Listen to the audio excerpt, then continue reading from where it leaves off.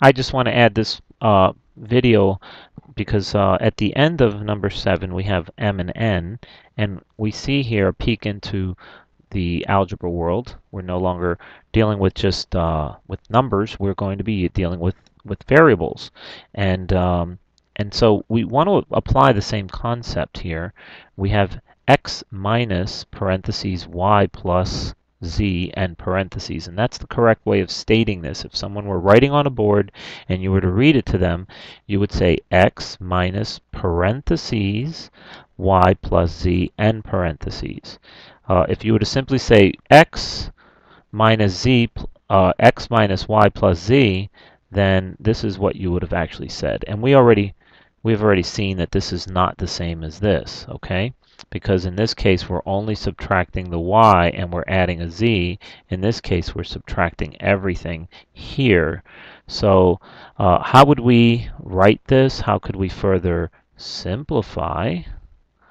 Uh, by removing the parentheses, because they're asking us what you see there, or at least in looking at parts 1 through excuse me, it says look again at parts A through L, not 1, of this exercise and at your answers, and that's what they're referring to. But now it says what you see there should help you to find expressions without parentheses that is equal to the expression. Now I've already shown you that in my video. I went beyond. I didn't want you to just go ahead and add numbers in parentheses and do math that you were doing in maybe 2nd grade. Okay, that's not the purpose of this. It's really to see the relationship of this negative with the parentheses. And so let's take a look here. We would then apply x, and we're going to apply the negative over here, right? And that will be negative y. And then we're going to apply the negative onto the positive z. That will be minus z. So I'm sorry, we would have x minus y minus z. Or we can certainly state that as x plus negative y plus negative z. Okay, so we can write these several ways. And we have another one there.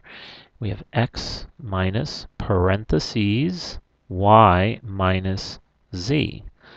So again, we have something different. We have plus z, we have minus z. How would we rewrite this? Well, we would apply that negative y, right, minus y, and apply the negative to. Now, well, we could write this as minus negative z, right?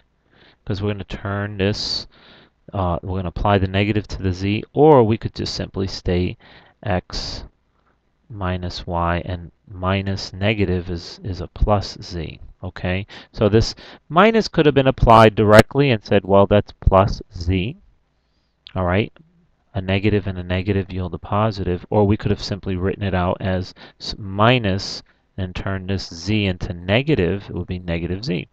So I'd prefer to work with the operands and not necessarily do it this way, because again, you can see what we're creating here.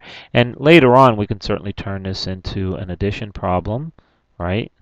How would we do that? Well, I would turn this into plus and then go with the opposite of y, which is negative y, and then plus z.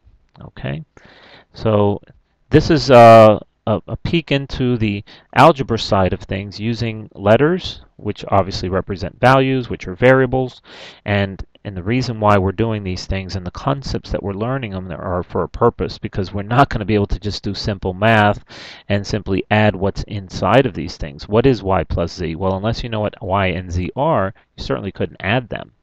Okay, so, but in simplifying our expressions, we're going to need to be able to apply the distributive rule, understand how we can change an equation from a subtraction to a addition by adding the opposite.